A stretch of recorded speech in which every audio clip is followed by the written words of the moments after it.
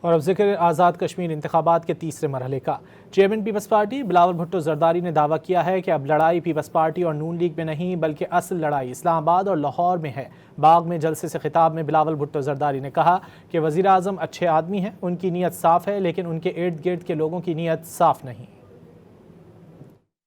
وزیر اعظم پاکستان ایک اچھا آدمی ہے، نیت اس کا صاف ہے، لیکن کرے کیا؟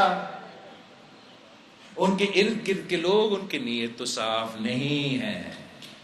یہ جو الٹی گنتی شروع ہو چکی ہے، یہ پاکستان پیپلز پارٹی نے نہیں شروع کیا، یہ انہوں کے اپنے لوگوں نے شروع کیا۔ نون لیگ کا ایک خاص حصہ وزیر اعظم کے ہر کوشش کو ناکام کرواتا ہے۔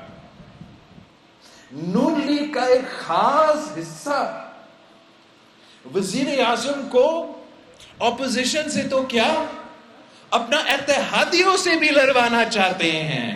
کوئی ایک فیکشن ہے جو وزیر اعظم کو اپنا اتحادیوں سے بھی لڑا رہے ہیں، وہ خود بھی وزیر اعظم سے لڑتے ہیں۔